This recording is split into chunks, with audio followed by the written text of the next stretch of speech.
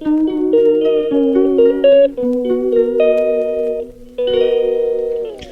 क्या ऐसा है, मैंने न कंप्लेन किया है, ना ही मैंने किसी तरह की एजेंसी का सहारा लिया है।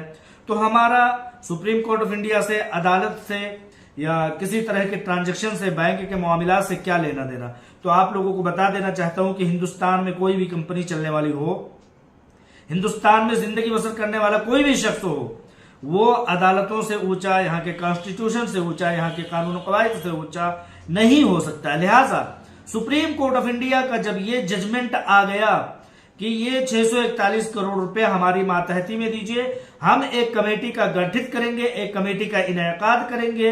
वो कमेटी ये तय करेगी कि कितने परसेंटेज लोग एजेंसी में गए हैं, उनको कितने परसेंट पैसे देने हैं, और कितने परसेंट लोग हीरा ग्रुप ऑफ कंपनीज के सिमत में कंपनी के साथ खड़े हैं, हीरा ग्रुप ऑफ कंपनीज की तरफ कितने पैसे जाने हैं, उनके अकाउंट में कितने पैसे जाने हैं। वो कमेटी जब ये फैसला कर देगी तो एसएफआईओ में जाने वाले या डिपार्टमेंट में जाने वाले लोगों के पैसे उनकी तरफ चले जाएंगे, हीरा ग्रुप ऑफ कंपनीज की तरफ रहने वाले लोगों के पैसे हीरा ग्रुप ऑफ कंपनीज के अकाउंट में आ जाएंगे। यही होगी आखिरी तारीख और यही होगी पैसे देने और लेने की बात। लिहाजा सुप्रीम कोर्ट ऑफ इंडिया सबसे उच्च न्यायालय है, सबसे ऊंची अदालत है, वो जो हुक्म देती है उसको हमें मानना होता है।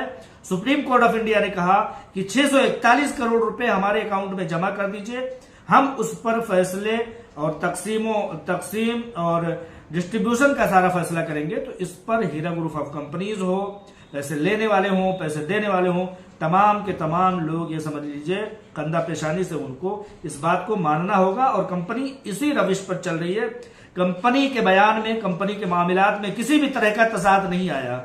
अब कुछ लोगों का कहना सवालों के मामले में ये आता है कि भाई आप ये देखिए कि ये पैसे उन लोगों के लिए हैं, लोग कहते हैं कि ये पैसे उन लोगों के लिए हैं जो एसएफआईओ में गए हैं, जो डिपार्टमेंट में गए हैं।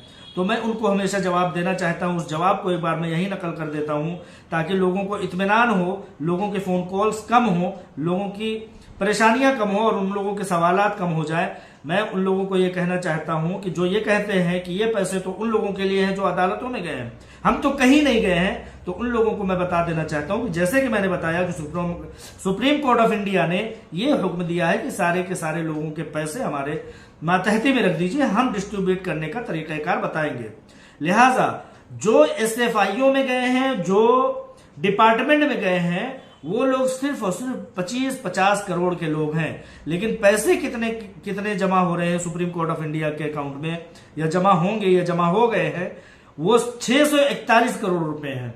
तो एसएफआईओ वालों के पैसे जब 50 करोड़ के अंदर ही है, बहुत कम है, तो ये 641 करोड़ रुपए जाहिर सी बात है कि कंपनी के हैं, और कंपनी में है तो उन इन्वेस्टरों के हैं जो हीरा ग्रुप ऑफ कंपनीज में कदम से कदम, कांधे से कांधा मिलाकर के खड़े हुए हैं। लिहाजा ये सवाल आप लोग खत्म कर दीजिए कि आप किसी डिपार्टमेंट में नहीं गए हैं या इस तरह की कोई बात, या ये पैसे फुला लोगों के हैं, तो इस तरह की कोई बात नहीं। ये पैसे वो हैं जो कंपनी के प्लेटफॉर्म से सुप्रीम कोर्ट ऑफ इंडिया अपनी मातहती में मांगा है।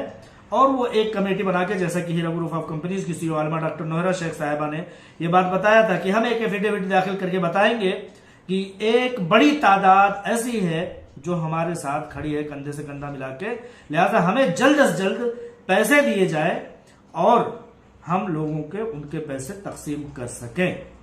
लिहाजा ये एक अपडेट छोटी सी थी, उसके साथ इत्मीनान दिलाने वाली बात मैंने इसलिए कह दिया क्योंकि ये सवाल बड़े पैमाने पर फोन कॉल्स के जरिए से, एसएमएस के जरिए से, ऑडियो वीडियो मैसेजेस के जरिए से आ रहे हैं।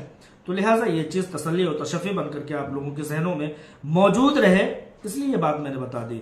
इत्मीनान रखिए, इंशाअल्लाह ताला किसी तरह की अफवाहों पर मत जाइए। हीरा ग्रुप ऑफ कंपनीज की सीईओ जो वादा करती थी, जो वादा करती है, वही उसी वादे पर कायम है।